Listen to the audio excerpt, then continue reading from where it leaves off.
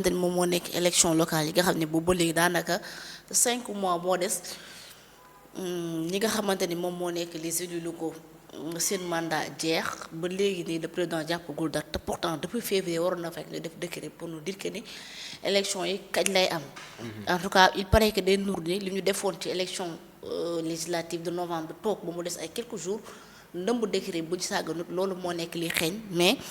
jàppal ñi nga xam ne moo nekk waa FDR di Khalifa Sall ak ay ñoñam ñoom ñooñu jàpp nee nañu loolu du fi amee li ñu bëgg nag mooy le président def li nga xam ne moo nekk ab large concertation et ci loolu sax gis naa société civile ku ci mel ni Moundiaye Cissé Babacar ba ñoom aussi ñu jàpp ni élection yi dañ ko war a daal di fixer sans délai préalable ñoom loolu la ñu bëgg mais la question se pose mooy que ni pourquoi autant de dilatoire ci li nga xamante ni si moom moo xew pourquoi le président ba léegi mënagul a fexe ba jàpp date ci li nga xamante ni moom moo nekk élection yi est-ce que dafa am lu ci xewlu Sénégal wala comprendre ou pas. xam nga FDR sax dama leen a gëj a dégg. pourtant FDR ñu ngi fi ba léegi ñu ngi def ay communiqué ci lu am fula. ci lu am fula aji. da nga jàpp FDR defuñu fula FDR dañuy nelaw rek aji dañuy nelaw rek la ko yàlla baal des fois dañuy nelaw rek te maanaam au début bañ koy fondé avec tête ya fa nekkoon yëpp je pensais que dina am benn dynamique boo xamante ni dañ ko teg. wala benn résolution boo xam ne dinañ ko daal di teg. c'est comme avec FIT yaa ngi fàttali ko FIT. FIT c'était comme ça. booy xool ñu nekkoon FIT ñoo nekkaat fii rek maanaam Sénégal on peut créer mais on peut pas faire vivre. mën nañoo nekk ay géniteurs rek mais pour ñu dundal ko day nekk lu jafe. bi yoon combat bi je vais dire que c'est légitime. et c'est normal aussi. ok parce que presque les élus locaux. seeni mandat li ci des dañ koy wàññi. 5 mois donc ça veut dire que suba la. et là c'est le moment de préparer la population. par rapport ak liy ñëw seen kanam. te liy ñëw seen kanam mooy tànn maire. tànn kiy diriger sa dëkk. parce que dama naan élection yi ma gën a amal njëriñ man dans ma vie. te mooy kay diriger sama dëkk. élection présidentielle dama naan ñëpp a ci bokk. mais kay diriger sama dëkk pour man jaral man li ma ci mën a sonne dem vote ji. jaraluma ko ci bee. ok kooku sama droit la.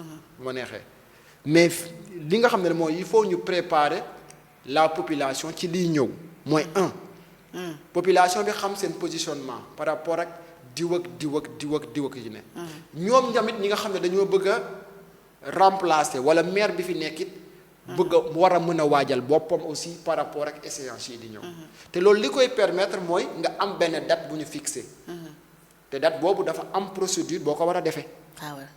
maanaam concertation bi nga xam ne nag ñoom ñu ngi koy bëgg nguur gi ak li nga xam ne moo di les partis politiques. ak li nga xam ne moo di les acteurs de la société civile. ak li nga xam ne moo di institution impliquée dans les processus électoraux. ñooñu ñoo war a dajaloo pour mën a waxtaan mooy waxtaan bi ñuy sàkku diggante ñoom ak nguur gi pour ñu am benn waxtaan boo xam ne day am benn résolution loolu la waa FDR bokk na ci li ñuy kaas donc ça veut dire que ba tey ñu ngi ci yoon bu baax bi. te aussi la ma wax sànq ñoom souligné nañ ko muy date boo xamante ne ça va permettre. à la population de se préparer à l'événement. nga xam ne moom mooy nar a taxaw seen kaw. en plus il y a une organisation qui doit se préparer aussi parce que élection locales yi nekkul loo xamante ne da ngay ñëw rek def nii. tu dois te préparer à l'avance. ci lan y a les bulletins. y a les salles. y a li nga xam ne moo di comité d'organisation bi ciy nekk yépp et ça c'est coûteux déjà c'est coûteux. moo tax ñu bari ñu ngi doon wax naan est-ce que duñ ko boole te ñenn ñi sax ñu ngi njort ci ginnaaw ne le président de la République. est-ce que newul da koo bëgg a randal. ñu bari loolu lañ njort moo tax pression bi ñu ñëw teg ko ci kanamam. pour sës ko ci mur bi pour mu wax. parce que bu ñu demee à 5 mois xel mën na ñaaw ne le président dafa am. lu nekk ci xelam. loo xamante ne bëgg na ko teg ñu bëgg koo mettre devant les faits mooy soit nga wax ñu ne da nga koy randal. soit nga fixer ñu ab date. te man li ma am yaakaar ak d'après li ma analyser actuellement nii ci wàllum politique je pense que randal moo gën a moom la nar a def. ci li ma yaakaar. d'abord randal élection yi. waaw boole koog bële. boole koog législative. man moom laa gën a. waaw peut-être que bon li nit ñi ruumandaat comme quoi que le président va justement dissoudre l'Assemblée en novembre et couper les élections là aussi c'est une probabilité. man moo tax ñoom c'est juste dañoo ñëw ñii xam nañ boobu maanaam dañoo ñëw rek pour juste pousse le président. pour mu wax li ne ci xelam. muy lan dama koy randal couplé koog lee. mais tamit élection ça se prépare. président waroon na mën a teel a woon nit ñi mën a dem ci nit ñi pour teel a programme si parce que ce qui li daloon waa sàmm sa kàddu ba daanaka ni dissolution le Sénégal loolu moo taxoon ñu perte lu bëree bëri. moo tax li ma wax sànq ni nee naa leen élection du nekkul dañuy ñëw ne këtt ne joon il faut déjà préparer maanaam da ngay préparer ñëpp li nga war a préparer mooy les maires yi fa nekk. li nga xam ne la moo di ñi nga xam ne ñooy courtiser. li nga xam ne moo di siège maire bi. ñooñu aussi ils vont se préparer et aussi li gën a am solo. muy les votants tamit pour ñu préparer wu. et en plus li nga xam ne moo di. organisation bi loolu tamit foog ñu waajal ko moo tax ma ne bu cumuler les deux aussi day nekk lu baax xam nga tax. déjà Sénégal dafa nekk ci ndóol gu métti aji. bu méttee métti. tey bu ñu defee élection quelque kii ñu defaat élection. est-ce que suñu gafaka bi attan na ko.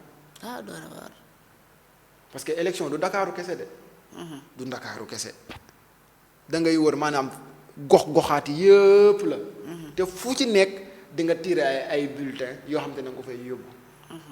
di nga jël ay nit déplacer leen ci ay oto. di nga fay ay nit. ainsi de suite. kon ça veut dire que ça va être quelque chose de très coûteux cumuler les deux dina nekk loo xamante ne au moins gafaka réew mi dina ci mën a même bu nekkee day métti du métti lool. xam ne métti dafa am ak métti lool duñ toll ci métti lool ba. kon nag loolu day nekk mais nag ñoom xam nañ ñoom ñoo FDR ak képp koy opposant li nekk sa xel mooy le président day pousse. te bu poussé da koy booleeg lële parce que dissoudre Assemblée nationale.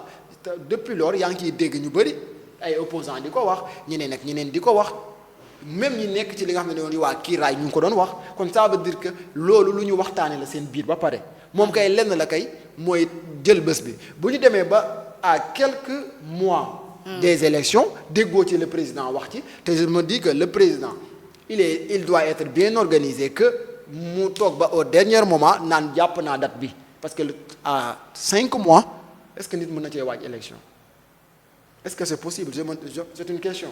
à 5 mois ndax mën nga cee waaj élection organiser ko lépp tegu ci yoon. parce que normalement bu nekkee dañ ko doon def tu devais sentir li nga xam ne nag moo di l'approche. ainsi de suite en plus il y a les Jeux olympiques bi défilé wu à côté. bien sûr loolu yépp ay li nga xam ne nag genre frein la. pour nga ñëw di organiser élection li nga xam ne moo di élection locale nañu waxante dëgg parce que les Jeux olympiques du taxaw sa kanam nii nga ne ci di defar de gauche à droite foofu it tu vas sortir de l'argent pour organiser pour faire argent bi muy commencer véhiculer di dem pour man c'est mieux de xool après li nga xam ne moo di élection li nga xam ne moo di les Jeux olympiques nga doog a defarwaat parce que au moins di nga am benn recette booy tirer ci les Jeux olympiques boo xamante ne tu vas le mettre à l'intérieur du Sénégal loolu dina permettre ñu mën a avancer lu bëri je me dis que ñii dañoo ñëw juste pour gëttam le président pour won ko ne carrément da nga war a wax te c'est normal aussi il doit préparer la population en disant que soit je vais organiser les élections ou bien on repousse les élections wala dafa bëgg a xaar ba mandat ba mais d'ici 5 mois est-ce que dina fekk ñu dugg décembre foog naa dina fekk du fekk ñu dugg décembre. normalement. buñ duggee la dissolution mooy taxaw. normalement dissolution fii novembre dañ koy tas. novembre décembre dañ tas assemblée. léegi nag man li ma gën a jàpp comme certitude mooy dissolution mooy am ba pare. mooy am ba pare pour la élection peut-être oui c'est une probabilité mais en tout cas kooku mu dire on reste à l'écoute pour voir ba xam lan mooy xëy ci wàllu alors on termine waxtaanee le dernier.